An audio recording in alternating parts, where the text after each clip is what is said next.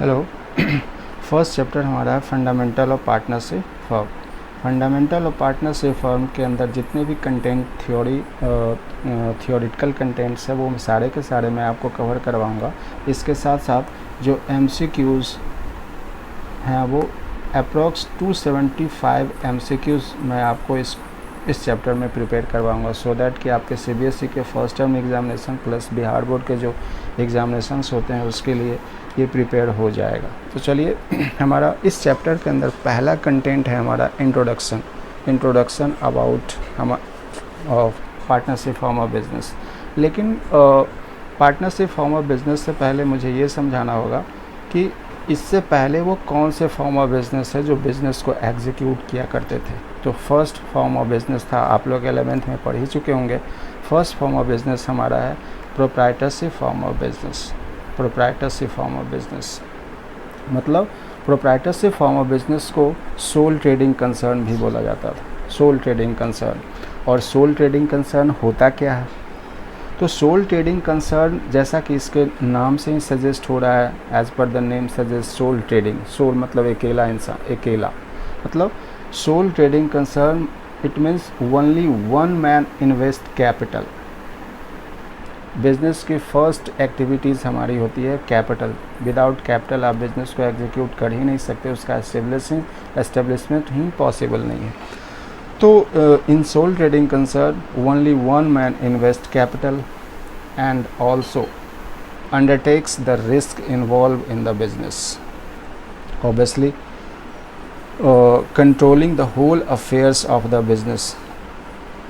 But one man's capital, skills and controlling capacity, risk taking capacity are generally limited. आप लोग को पता ही होगा कि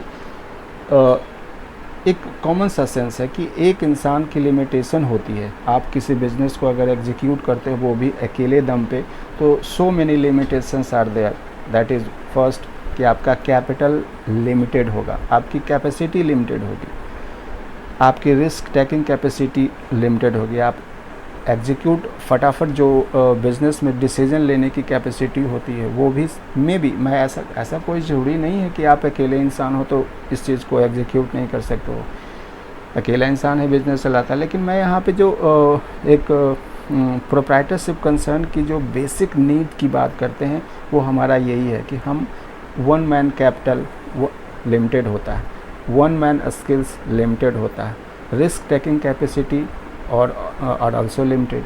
So therefore some person may combine and enter into an agreement to form a partnership form a business। मतलब इन सारों को मैं बैकग्राउंड में इसलिए समझाने की कोशिश कर रहा था कि पार्टनरशिप फॉर्म ऑफ बिजनेस का एक्चुअली में एग्जिस्टेंस हुआ ही क्यों। इससे ये existence partnership form of business का एग्जिस्टेंस इसलिए हुआ, ये सारे ड्रॉबैक्स जो सोल ट्रेडिंग कंसर्न्स के जो भी ड्रॉबैक्स थे, जो भी उनके फीचर्स थे, वो with the passage of time ये ड्रॉबैक्स बन गए और बिज़नेस को एग्जीक्यूट करना थोड़ा सा टिपिकल हो गया था। इस वजह से पार्टनरशिप फॉर्म ऑफ बिजनेस का एग्जिस्टेंस हुआ। ठीक है, तो नेक्स्ट कंटेंट हमारा है meaning of partnership form. Meaning of partnership, actually में पार्टनरशिप होता क्या है।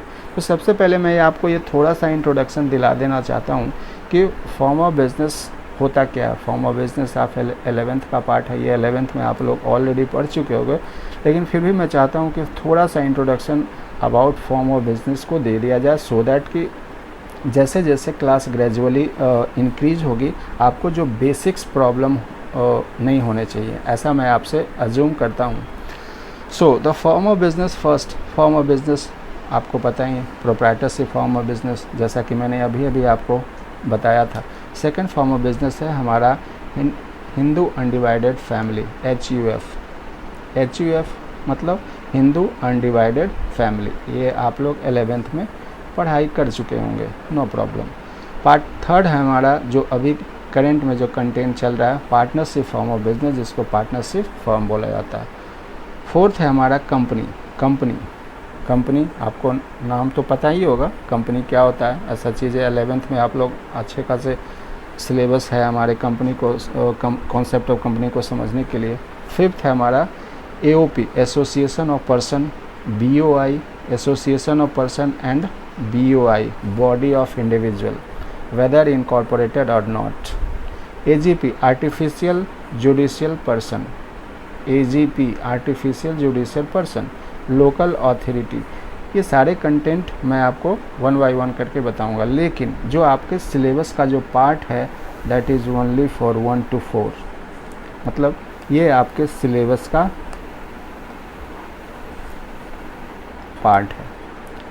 लेकिन इसके बाद 4 के बाद जो 5, 6, 7 हैं, 7 तक जो 5, 6, 7 जो हमारा जो कंटेंट है वो आपके सिलेबस का पार्ट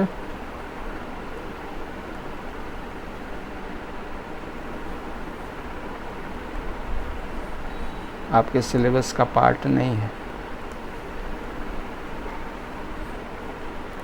तो बेसिकली 1 to 4 हमें इस चैप्टर में एग्जीक्यूट करना है, 1 to 4 फॉर्म ऑफ बिजनेस। थोड़ा सा हमें ध्यान में रखना ही चाहिए कि individual, that means proprietorship form of business, HUF means Hindu undivided family. Third, partnership form of business जो हमारा करेंट का चैप्टर भी है। And fourth, that is your company. तो थोड़ा सा मैं ब्रीफ इंट्रोडक्शन दिला देता हूँ आपको AOP और BOI एक्चुअली में होता क्या है, बस थोड़ा सा। AGP क्या होता है, लोकल अथॉरिटी क्या होती है, चूँकि ये सारे सिलेबस हैं। नेक्स्ट आप कहीं भी जाओगे तो ये सारे फॉर्म ऑफ बिजनेस आपको पढ़ने ही होंगे, तो थोड़ा सा 5 मिनट का टाइम रहेगा, इसको मैं एग्जीक्यूट कर देता हूँ। तो व्हाट इज़ एक्चुअली में what is concept of AOP, AOP है क्या?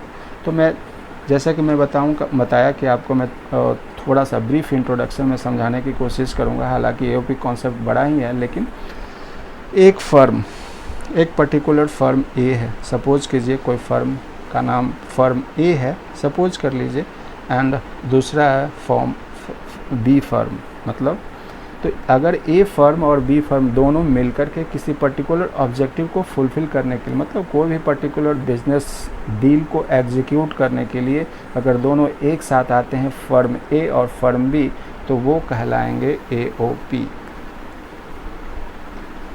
Right, AOP। सिमिलरली एक पर्टिकुलर कंपनी है, सपोज कर लीजिए company A and company B, company A and company B, अगर ये दोनों भी एक पर्टिकुलर ऑब्जेक्ट को फुलफ़िल करने के लिए, किसी ऑब्वियसली कोई बिजनेस डील को एग्जीक्यूट करने के लिए दोनों इकट्ठा आए, एक साथ आए हैं, तो इसको भी आप कहेंगे AOP, अर्थात association of person, right. Next है हमारा, सपोज कर लीजिए एग्जांपल हमारा है इंडिविजुअल, मतलब प्रोप्राइटरशिप, इंडिविजुअल कह लीजिए प्रोप्राइटरशिप फॉर्म ऑफ बिजनेस, और कोई फर्म पार्टनरशिप फर्म। अगर कोई पर्टिकुलर इंडिविजुअल या आप जिसको प्रोप्राइटरशिप फॉर्म ऑफ बिजनेस करते हो और फर्म दोनों इकट्ठा एग्जीक्यूट होते हैं, दोनों किसी पर्टिकुलर बिजनेस को एग्जीक्यूट करते हैं, पर्टिकुलर ऑब्जेक्ट को एग्जीक्यूट करते हैं, तो वो हमारा होता है AOP। BOI, body of individual, अगर कोई BOI बॉडी ऑफ इंडिविजुअल मतलब कलेक्शन ऑफ इंडिविजुअल और कोई पर्टिकुलर फर्म पार्टनरशिप फर्म दोनों इकट्ठा अगर कोई बिजनेस डील करते हैं, किसी पर्टिकुलर ऑब्जेक्ट को डील करते हैं, एग्जीक्यूट करते हैं, तो वो हमारा AOP कहलाएगा।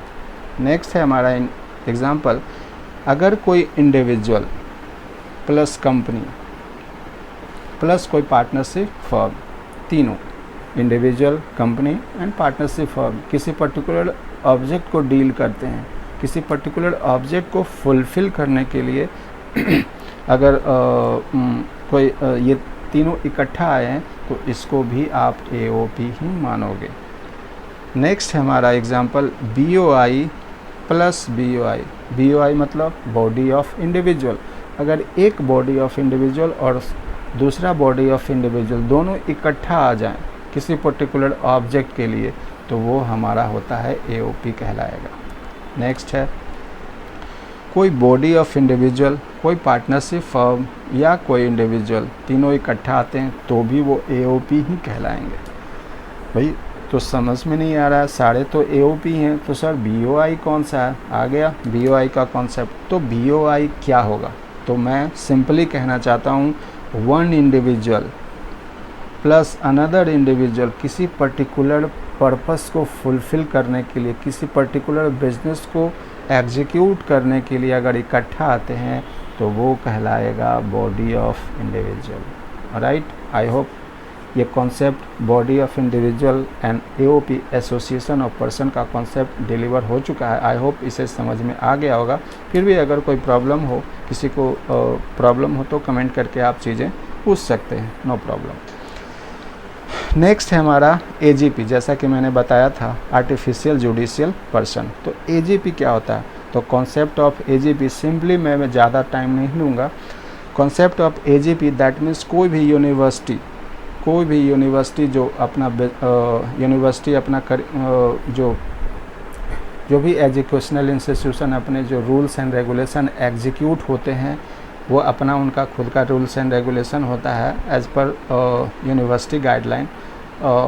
अगर कोई कॉलेज है, अगर कोई टेम्पल है, मंदिर, तो ये सारे जो एग्ज़ाम्पल होते हैं वो कॉन्सेप्ट ऑफ एजीपी अर्थात आर्टिफिशियल जुडिशियल पर्सन के अंदर आते हैं। सपोज कीजिए कि हमारा Banaras Hindu university, that is also an AGP.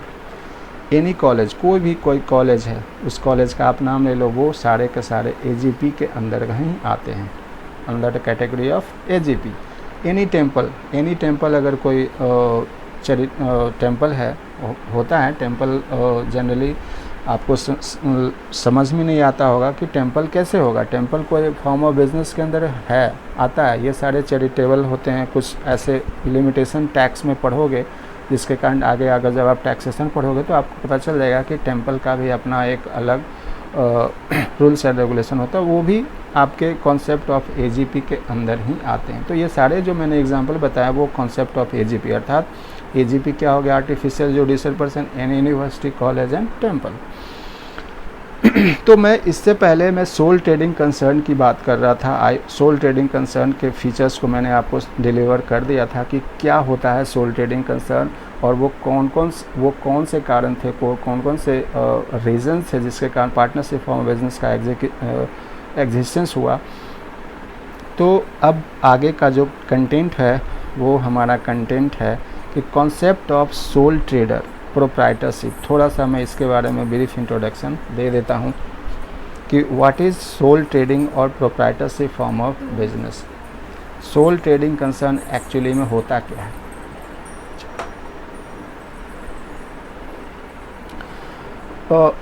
ये 11th में आप लोग एक कॉन्सेप्ट पढ़े होंगे कि सोल ट्रेडिंग कोई भी फॉर्म ऑफ बिजनेस एक्चुअली में होता क्या है। जो कि हमारा सोल ट्रेडिंग कंसर्न अर्थात जो हमारा जो बिज़नेस है वो प्रोप्राइटरशिप फॉर्म ऑफ बिज़नेस है।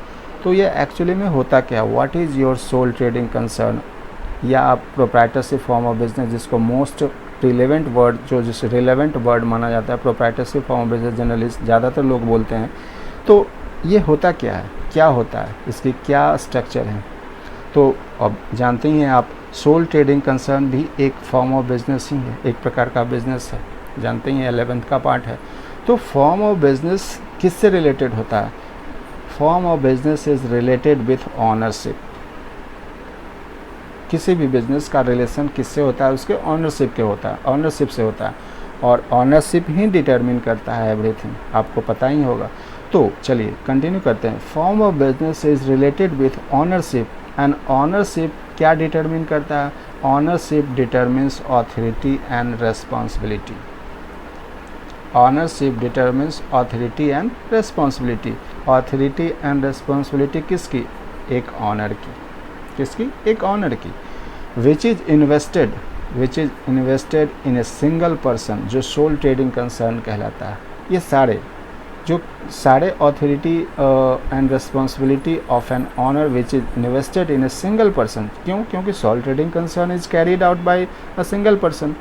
सो सोल ट्रेडिंग कंसर्न, तो ये सिंगल पर्सन क्या कहलाया? हमारा सोल ट्रेडिंग कंसर्न। तो ये सोल ट्रेडिंग कंसर्न के क्या क्या फीचर्स थे, मैंने थोड़ा सा आपको ब्रीफ इंट्रोडक्शन ऊपर दिया था मैंने। तो सोल ट्रेडिंग कंसर्न मतलब क्या करता है वो बंदा? वो sole trading concern brings capital, वो अकेले कैपिटल भी लाता है। ठीक है, कैपिटल लाता है। Manages the business alone. Second feature क्या है? कि वो बिज़नेस को अकेला मैनेज करता है। थर्ड है उसकी रिस्क टेकिंग कैपेसिटी, वो किस अकेला एग्जीक्यूट करता है।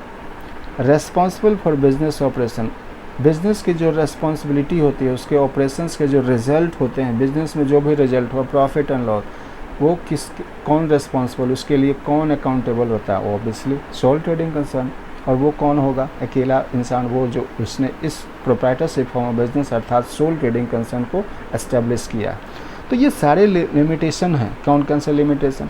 कैपिटल, वो भी अकेला लगाया। सपोज करो मैं यहाँ पे ज़्यादा मीन माइंड नहीं होना चाहता हूँ, थोड़ा सा कंजर्वेटिव लेके चलता हूँ कि अगर सपोज कीजिए यहाँ पे 5 बंदा होता तो वो सपोज कीजिए एक बंदा अगर 1 लाख का कंट्रीब्यूट करता तो वो 5 लाख का कैपिटल होता। लेकिन यहाँ पे अगर एक बंदा है तो वो 1 लाख का कैपिटल, मतलब बिजनेस का limitation as per capital perspective limited हो गया ना। तो उसका जो फर्स्ट फीचर कैपिटल, जो बिज़नेस को एग्जीक्यूट करता है, बिज़नेस को कैरी ऑन करने में सहायता देता है, दैट मीन्स वो भी लिमिटेड है।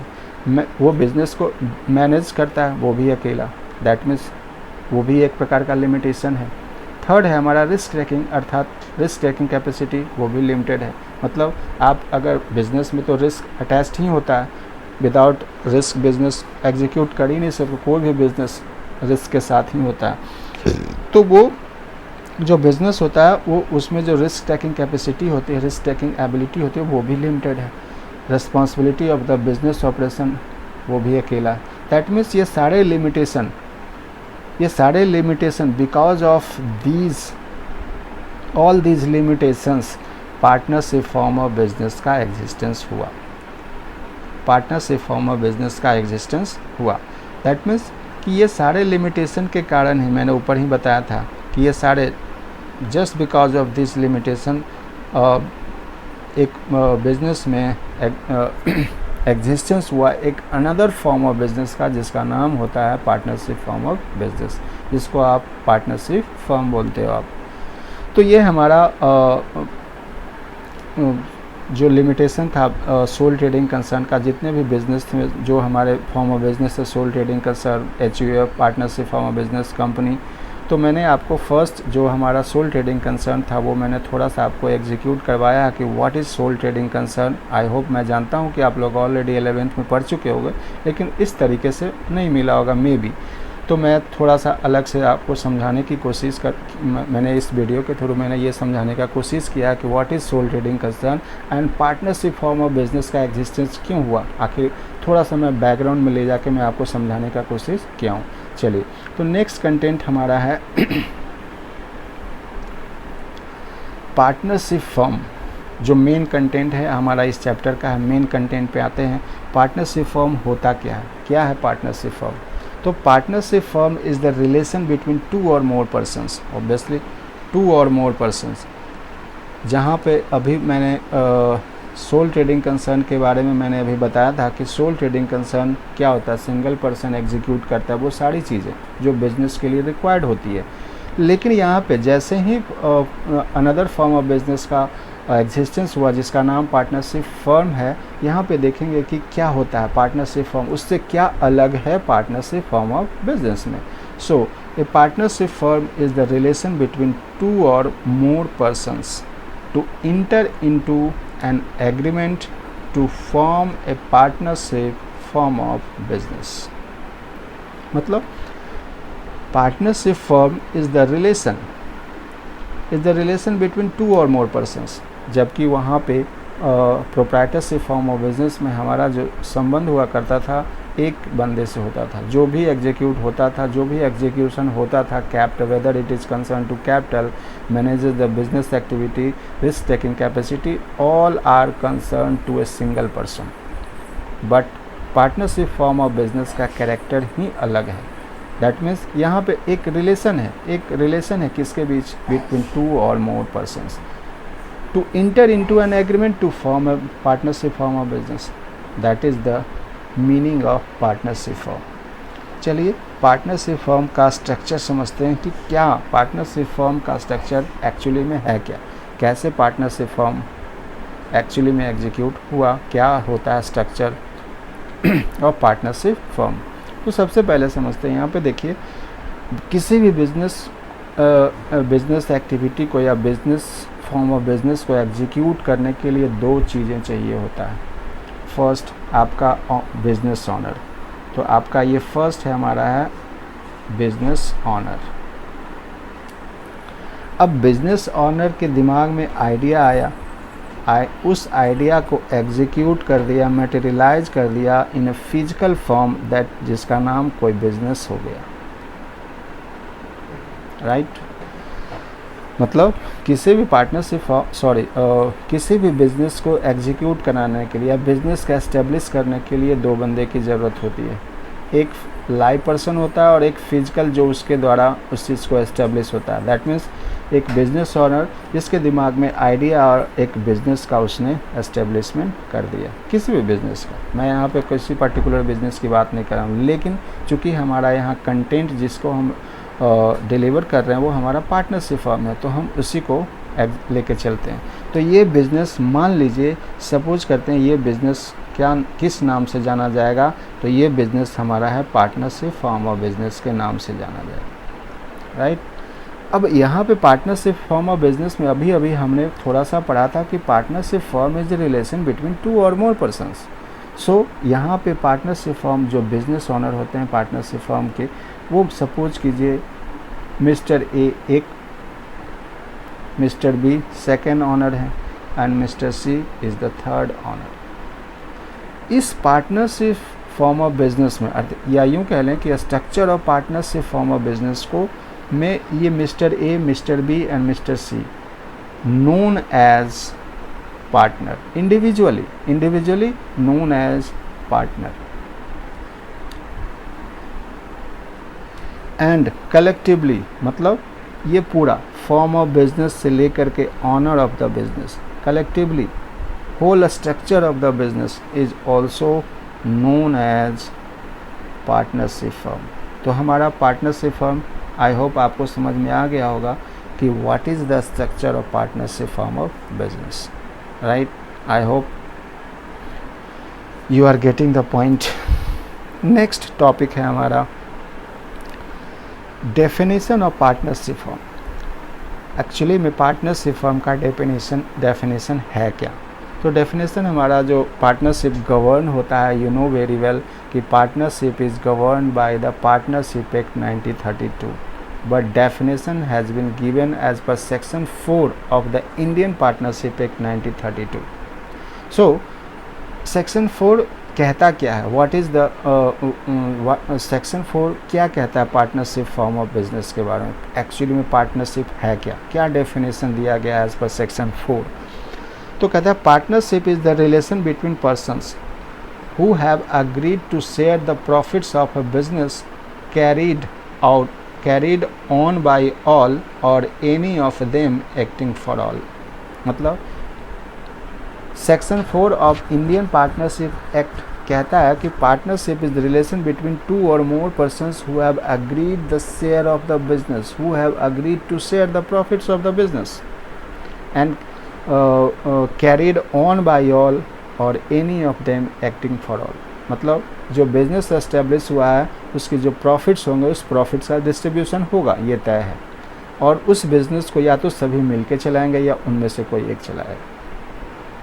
तो ये जो सेक्शन 4 डेफिनेशन ऑफ पार्टनरशिप है उसका जो डेफिनेशन, उस डेफिनेशन के अकॉर्डिंग यहाँ पे 3 कंडीशन डिटरमिन होते हैं। What are the 3 conditions to determine whether an association of a person is a partnership or whether a person is a partner in a firm।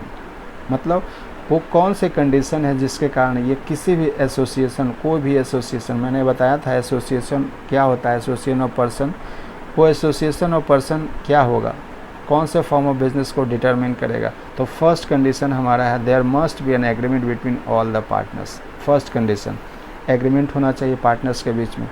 The agreement must be to share the profits of the business. मतलब वो agreement किसके लिए होना चाहिए, जो business operation का जो result होगा उस रिजल्ट को शेयर डिस्ट्रीब्यूशन करने के लिए।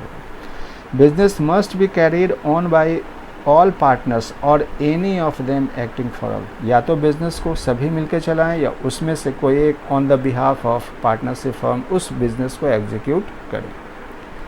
These are the three conditions which are prerequisite to be a partnership form of business. First, उसके बाद का टॉपिक है हमारा partners firm and firm name क्या होता है। मैंने आपको ये पहले ही ऑलरेडी समझा दिया है कि what is partners. Structure of partnership firm में मैंने समझा दिया है कि पार्टनर्स क्या होते हैं, फर्म क्या होता है, फर्म नेम क्या होता है। मोस्ट इम्पॉर्टेंट टॉपिक हमारा है, नेक्स्ट टॉपिक हमारा है nature of partnership firm. What is nature? Nature, ये जो बिज़नेस है, जो हम ये बिज़नेस फॉर्म ऑफ बिज़नेस को पढ़ रहे हैं, जो बिज़नेस को इस लेक्चर का जो इस फॉर्म ऑफ बिज़नेस का जो लेक्चर डिलीवर हो रहा है वो एक्चुअली में है क्या, उसका नेचर क्या है, क्या होता है पार्टनरशिप फॉर्म ऑफ बिज़नेस का नेचर। तो मैं इस nature of partnership form of business के नेचर को दो तरीके से आपको समझाने की कोशिश करूँगा as per accounting point of view, as per accounting point of view and first point of view and as per legal point of view, as per legal point of view. तो फर्स्ट हमारा जो as per accounting point of view है उसे समझते हैं कि क्या as per accounting point of view हमारा जो पार्टनरशिप फॉर्म ऑफ बिज़नेस है वो उसका नेचर क्या शो करता है, वो किस प्रकार का नेचर रखता है। तो फर्स्ट, जैसा कि मैंने पहले भी बताया था कि किसी भी बिज़नेस को डील करने के लिए दो फिजिकल एग्जिस्टेंस ज़रूरी है। One physical existence about business owner, that is the जो बिज़नेस को एस्टेब्लिश करता है, जिसने बिज़नेस का एस्टेब्लिशमेंट करा होगा, that is your business owner. इस बिज़नेस ऑनर ने बिज़नेस में कुछ इंट्रोड्यूस किया सो दैट कि बिज़नेस चले। तो फर्स्ट मैं ये समझाने की कोशिश कर रहा हूँ, फर्स्ट बॉक्स हमारा बिज़नेस ऑनर का, बिज़नेस ऑनर के दिमाग में आइडिया आया और इसने एक बिज़नेस का एस्टेब्लिशमेंट कर दिया, कोई भी फॉर्म ऑफ बिज़नेस। लेकिन मैं अभी हम लोग पार्टनरशिप फॉर्म ऑफ बिज़नेस पढ़ रहे हैं तो हम पार्टनरशिप फॉर्म ऑफ बिज़नेस का ही चर्चा करेंगे। तो बिज़नेस ऑनर के दिमाग में आइडिया और बिज़नेस एग्जीक्यूट किया जिसका नाम है पार्टनरशिप फर्म। इसने इस बिज़नेस में कुछ ऑब्वियसली बिज़नेस को एग्जीक्यूट करने के लिए कुछ पैसा भी लगाया होगा, कुछ इंट्रोडक्शन उसमें किया होगा सो दैट कि बिज़नेस एग्जीक्यूट हो सके। उस introduce some money for running the business. Obviously business में को एग्जीक्यूट करने के लिए कुछ पैसा की ज़रूरत होती है, क्योंकि बिना कैपिटल का तो बिज़नेस एग्जीक्यूट हो ही नहीं सकता। और इस इंट्रोडक्शन ऑफ मनी का नाम होता है कैपिटल। आप लोग 11th में पढ़ चुके होंगे। और इस कैपिटल का इंट्रोडक्शन ही क्यों होता है, सो दैट कि बिज़नेस को एग्जीक्यूट सक्सेसफुली एग्जीक्यूट कर सके। लिक्विडिटी के बिना तो बिज़नेस पॉसिबल ही नहीं है। So known as capital. तो हमारा जो इंट्रोडक्शन हुआ मनी का, सो दैट जो बिज़नेस को एग्जीक्यूट कर सकें, उस मनी का नाम, उस मॉनेटरी स्ट्रक्चर का नाम क्या है, कैपिटल, जो कि एक लायबिलिटी होता है फॉर द बिज़नेस। ऑब्वियसली आप लोग ने 11th में पढ़ा ही होगा कि कैपिटल जो होता है एक इंटरनल लायबिलिटी होती है फॉर द बिज़नेस। क्यों, ज़रा समझते हैं क्यों, ऐसा क्यों होता है कि लायबिलिटी फॉर द बिज़नेस। कोई कह दिया और मान लोगे नहीं, आप इस चीज़ को समझने की कोशिश कीजिए कि कैपिटल बिज़नेस की लायबिलिटी क्यों होती है। क्यों? क्योंकि बिज़नेस ऑनर ने इस बिज़नेस में पैसा लगाया है सो दैट एटलीस्ट मिनिमम जो capital plus rate of interest उसे मिल सके, मिनिमम रिटर्न। ऑब्वियसली मतलब बिज़नेस में कोई पैसा क्यों लगाएगा, सो दैट कि उसे वो रिटर्न मिल सके। कोई रिटर्न के लिए ही बिज़नेस में इन्वेस्टमेंट करता है। तो यहाँ पे बिज़नेस की लायबिलिटी बन जाती है कि at least capital plus minimum rate of interest उसे बिज़नेस ऑनर को रिटर्न में मिल सके। मतलब ये लायबिलिटी बन जाती है, और ये लायबिलिटी कैपिटल बिज़नेस की होती है, और ये कैपिटल के लिए लायबिलिटी है। इसलिए कैपिटल जो हो गया बिज़नेस के इंटरनल लायबिलिटी हो गई। ठीक है। तो हमारा as per accounting point of view, जो हमारा जो पॉइंट है, पॉइंट कंसीडर कर रहे हैं as per accounting point of view, partnership form of business का नेचर क्या होगा, इस चीज़ को समझने के लिए आगे बढ़ते हैं। यहाँ पे बिजनेस ओनर है, ऑलरेडी मैंने बता ही दिया था कि ए बी सी पार्टनर हैं, और ये सारे पार्टनर्स अर्थात बिजनेस ओनर और बिजनेस दोनों ही सेपरेट बिजनेस एंटिटी हैं as per accounting point of view. कहता है सेपरेट बिजनेस एंटिटी, मतलब ये एक बहुत बड़ा वर्ड है जिसको सेपरेट लीगल एंटिटी बोलते हैं, लेकिन ये as per accounting point of view एक सेपरेट बिजनेस एंटिटी माना जाता है। ऐसा क्यों? मैं फिर से थोड़ा सा इसमें रिमाइंड करना चाहूँगा।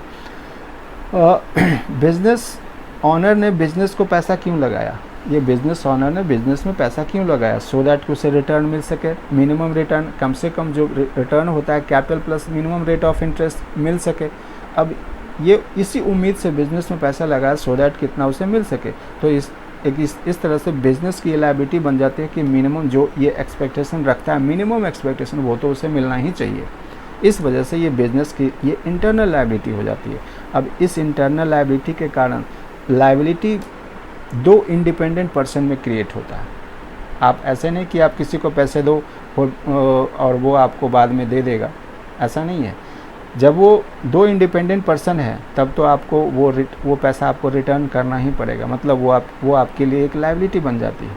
किसी एक बंदे ने दूसरे बंदे को पैसा दिए, पैसा देने के बाद वो भूल गया, नहीं, ऐसा नहीं होता, आपको रिटर्न करना पड़ेगा। तो रिटर्न कब होता है? जब आप दोनों अलग अलग हो। तो ये अकाउंटिंग पॉइंट ऑफ व्यू इसी लॉजिक को कंसीडर करता है कि ये जो अकाउंटिंग पॉइंट ऑफ व्यू यही बताने की कोशिश करता है कि बिजनेस एंड बिजनेस ओनर दोनों अलग अलग थे, इसीलिए तो लायबिलिटी बना। कैपिटल जो उस इंट्रोडक्शन हुआ बिजनेस में वो उसके लिए लायबिलिटी बना। इसलिए ये कहा जाता है कि as per accounting point of view ये जो अकाउंटिंग पॉइंट ऑफ व्यू जो बिजनेस है एंड बिजनेस ओनर है वो दोनों अलग अलग हैं, दोनों का नेचर जो है बिल्कुल अलग है। बिजनेस अलग है एंड बिजनेस ओनर अलग है, इसीलिए इसको एक टेक्निकल वर्ड बोला गया, सेपरेट बिजनेस एंटिटी। ठीक है। नेक्स्ट पॉइंट ऑफ व्यू हमारा है as per legal point of view, right. As per legal point of view same structure of business. एक बिजनेस ओनर है, बिजनेस में बिजनेस ओनर के दिमाग में आइडिया आया, आइडिया को एग्जीक्यूट करने के लिए उसने एक फिजिकल फॉर्म ऑफ बिजनेस, मतलब किसी भी प्रकार का बिजनेस का एस्टेब्लिशमेंट कर दिया और उसमें इंट्रोडक्शन किया, introduce money in the form introduce money for running the business which is known as capital, right। यहाँ तक तो फर्स्ट फिगर में ऐसा ही था, सेम टू सेम। सपोज कीजिए कि इसने जो 5 लाख का इंट्रोडक्शन करा है बिजनेस में, ये सफिशिएंट मनी नहीं है बिजनेस को चलाने के लिए, तो बिजनेस को लोन लेना पड़ा किससे? बैंक से। ठीक है, बिजनेस को लोन लेना पड़ा किससे? बैंक से। बैंक से सपोज कीजिए कोई एजम्पशन मैंने ले लिया और इस लोन का जो अमाउंट है वो ₹10 लाख,